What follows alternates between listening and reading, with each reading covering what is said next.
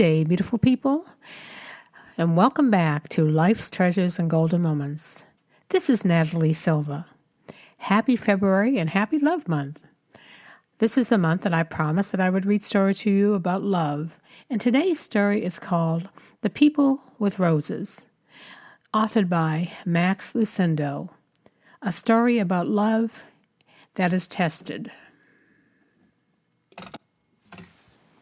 John Blanchard stood up from the bench, straightened his army uniform, and studied the crowd of people making their way through Grand Central Station. He looked at for the girl with heart he knew, but whose face he did not, the girl with a rose. His interest in her had begun 13 months before in Florida at a library. Taking a book off the shelf, he found himself intrigued, not with the words of the book, but with the notes penciled in the margin. The soft handwriting reflected a thoughtful, soulful, and insightful mind. In the front of the book, he discovered the previous owner's name, Miss Hollis Meynell. With time and effort, he located her address. She lived in New York City. He wrote her a letter introducing himself and inviting her to correspond. The next day, he was shipped overseas for service in World War II. During the next year and 1 month, the two grew to know each other through the mail. Each letter was a seed falling on a fertile heart. A romance was budding.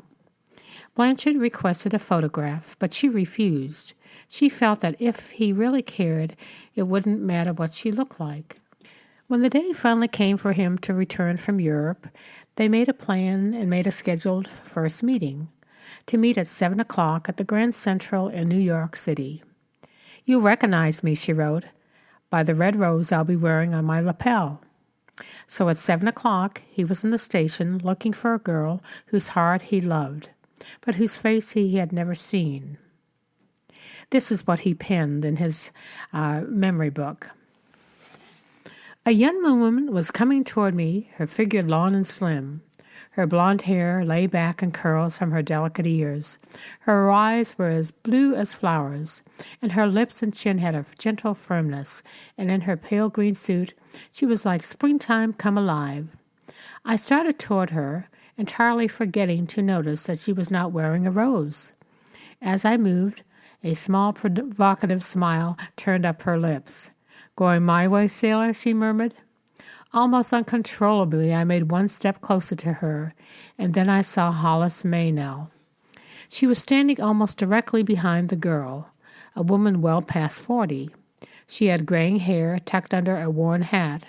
She was more than plump, her thick-ankled feet thrust in low-heeled shoes. The girl in the green suit was quickly walking away. I felt as though I was split in two. So keen was my desire to follow her, and yet so deep was my longing for the woman whose spirit had truly companioned and upheld mine. And there she stood. Her pale, plump face was gentle and sensible. Her gray eyes had a warm and kindly twinkle. I did not hesitate. My fingers gripped a small, warm blue leather copy of the book that was to identify me to her. This would not be love, but it would be something precious, something perhaps even better than love, a friendship for which I had been and most ever would be grateful. I squared my shoulders and saluted and held out the book to the woman, even though while I spoke I felt choked by the bitterness of my disappointment. "I'm Lieutenant John Blanchard, and you must be Miss Meynell. I'm so glad you could meet me. May I take you to dinner?" The woman's face broadened in a tolerant smile. I don't know what this is all about, son," she answered, "but the young lady in the green suit was the one that just went by you. She begged me to wear this rose in my coat, and she said if you were to ask me out to dinner, I should go and tell you that she is waiting for you in the big restaurant across the street. She said it was some kind of a test. It's not difficult to understand and admire Miss Meynell's wisdom." "Tell me whom you love," Husay wrote, "and I will tell you who you are." The beginning of a beautiful love story between two people, and a wonderful reminder to look not only at life's experiences through our eyes, but with our hearts. It may make a difference. This is Natalie Silva with Life Treasures and Golden Moments. Thanks for listening, and have a beautiful, love-filled day. Until next time.